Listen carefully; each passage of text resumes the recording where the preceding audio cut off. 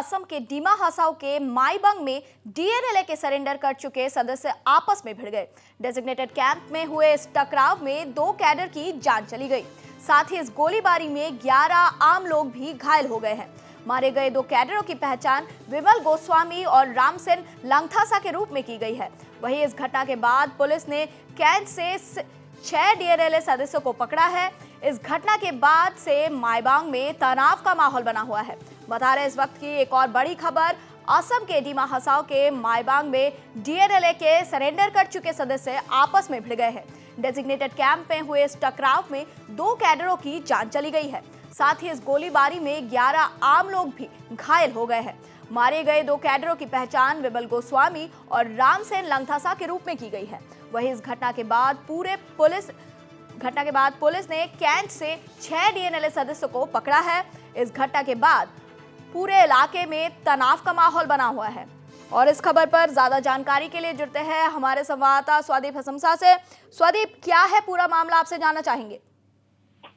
जी, बात ऐसा हुआ कि डीएनए का रिसेंटली जो 13 नवंबर का जब डीएनए का 46 cadres with commander in chief के साथ जब कैफे में सरेंडर आर्म्स ले डाउन किया था, तब उस वक्त एक माईबंग की स्थित एक मणिपुर एरिया पर एक कैंप, डेजिग्नेटेड कैंप बनाया गया था डीएनए का।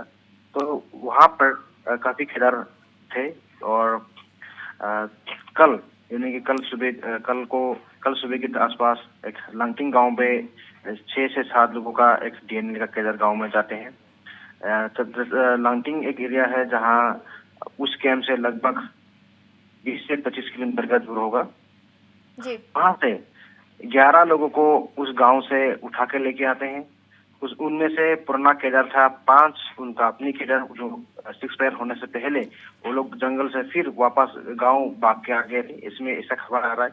और 6 लोग था सिविलियन, हाँ गांव के लोग था, और उनमें से 2 लोगों का मौत हुआ है, जहां सिविलियन है, जहां जिसने आपने बताया कि थोड़ी देर पहले जिसका नाम लिया गया था, वो दोनों का मतलब उसका डेथ मिला है। और उसके साथ साथ में इसमें देखा जाए तो ये जब गांव वाले जब उस कैंप पे आया था तो जबरदस्त उस वक्त बताया गया था यहाँ पे कोई नहीं है, यहाँ पे किसी को लेके नहीं आया, इस तरह से बातें वो डीएनए का कैडर ने बताया था। और फिर ये गांव वालों ने फिर पुलिस के पास हाफा माईबंग थाना पे गया। उसके बाद पुलिस ने वहां पे एंट्री किया। उसके बाद 2 लोगों की मौत और कुल मिला के 9 आदमी को वहां पे इंजरी के साथ बरामद किया गया। उसके साथ बाकी जो 9 आदमी जो है उसको हाफलंग सिविल हॉस्पिटल और कुछ लोगों को माईबंग हॉस्पिटल में ही रखा गया है।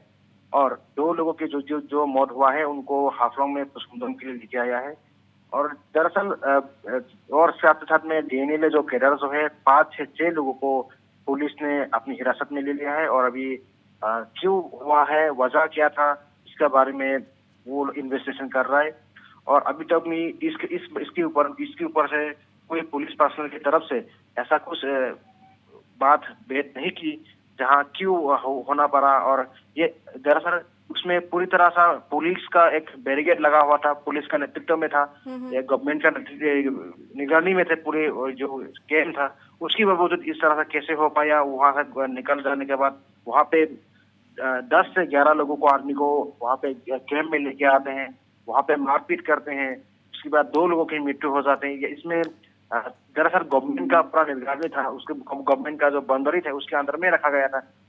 उसकी बावजूद भी इस तरह का घटना होना ये बहुत ही बड़ी बात है। और खास करके ये जो था